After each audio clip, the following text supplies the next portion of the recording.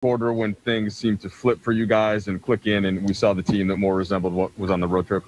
We just settled in. That first game after a road trip was always kind of difficult, always kind of challenging. So, we was able to just flip the switch, start to get a defensive stops, get on, rebound, and run, got to our game, and was able to change the game around. So we got back to playing our style of basketball. All right. You pride yourself on being able to. Go ahead. Dave, finish off. Can I follow up quick? Okay, yeah, we know you pride yourself on being able to play as many minutes as needed, 365. Does it help, though, to have, not to have to play over 30 because you're up by 20? Is that stuff that you can sort of build up and save for later in the season, or is it irrelevant? No, man. I'm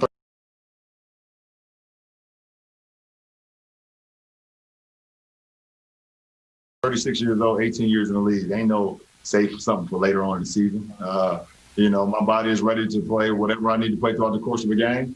I go hard while I'm out there, and then I start my treatment after the game. So I wish I could bank time. I wish I was Justin Timberlake in that movie where I could bank some time, but I cannot do that at this point. Okay, on to Kyle Goon, please. LeBron, at halftime, I think the Pelicans were shooting 61%, and you guys were shooting 40%. You were down by a point. You guys were winning turnovers, free throws. What do you think you demonstrate when you are able to hang in games and then eventually win games by competing in ways that aren't just shooting? Well, like I tell you all the time, every game has its own challenges, and every game is different. So you got to be able to adjust. They came out and they shot the ball extremely well to start the game. B.I. was 8 for 9 at halftime, and Zion was getting into the paint. They did a great job of playing some really good basketball in that first half. So we just came in the second half with a little bit more, tried to slow them down a little bit more, give them some different reads. But we stayed in the game in that first half, like you said. We was able to get to the free throw line. We was able to turn them over and get some fast break points, so that definitely helped. Okay, Dan Wojcicki, please.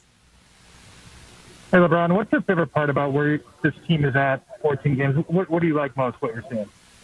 That we continue to get better. I feel like we've gotten better every game. We continue to learn each other, and I told you guys that our film sessions, and our games are going to be like, practices as well, because we're close, a new group, for the most part. We got five guys that's been in the rotation this year that, was not in the rotation last year, and Dennis Dominguez, West, Mark Trez, and Taylor. So we continue to, the more minutes we get, the more games we get, the more opportunity to get on the floor, and then the film session just helps our growth. Okay, Bill Oram. Hey, LeBron, could you talk us through the putback dunk after the Kuz miss? And then as a secondary question, you are 36. At some point, you're supposed to stop doing things like that. Is there anything physically that you feel like you can't do that you could have done 10 years ago? Yeah, but I wouldn't tell you that. But I continue to put myself in the best condition I can be in. I train my body and I train my mind every single day. I come into the arenas or the facility, and I get in a lot of extra work. Preparing my body, preparing my mind, and hopefully I can continue to do what I'm doing right now at 36, and see what happens. But I tell you, I don't think that I can go to 46. We can go from 26 to 36, but I don't think I can go to 46. And I also don't think my wife would like that. Pretty much, she wouldn't like that either. Okay, Dave McMenamin. Another one? LeBron, this is I think the second highest 3-point percentage of your career thus far. I mean, we're only 14 games in or whatever. You made a couple tonight. You go perfect from the free throw line. Earlier in the week, Frank Vogel said you're the best shooter on the team. There is a guy on the team tonight who moved up the top 10 list of all-time three-pointers for the Lakers in KCP. Are you the best shooter on the team? Have you ever been the best shooter on a team before?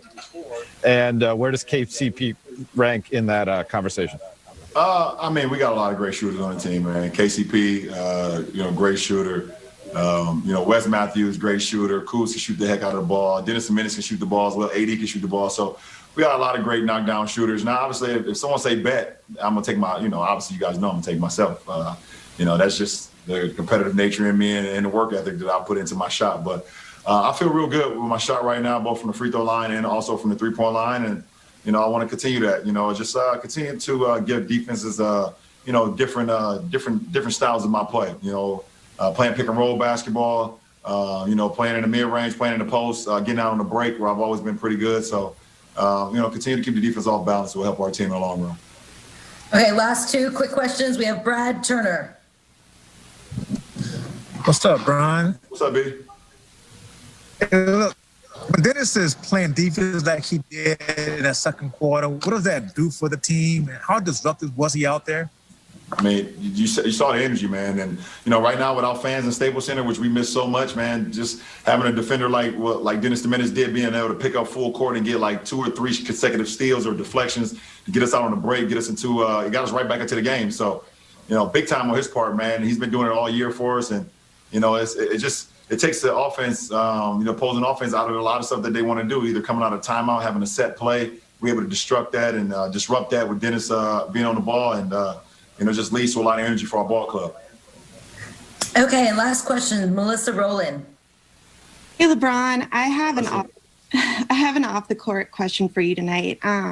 You've obviously been very outspoken for a long time about politics and social justice.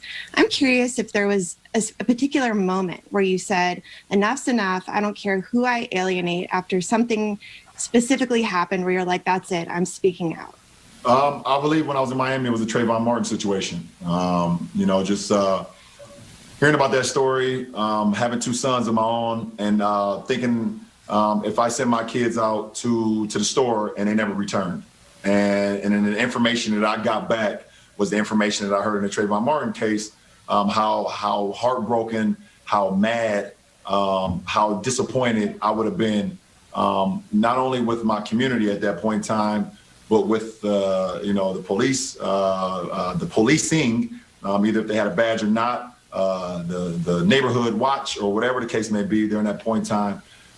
That was the moment where I knew that it was much bigger than just basketball. And myself having a platform that I had, and us as the Miami Heat had at that point in time, we spoke on about that. You can go back and look at a picture of us having we took a picture with all our hoodies on. And just showcasing that just because we got a hoodie on, that doesn't mean that we are a criminal, that we are someone that means harm to anyone, and it's just a piece of clothing. So I believe at that very moment, that's when it began for me, because it hit home for me when I thought about Bronny and Bryce. Thank you. All right, thank you guys. Thanks so much, Mom.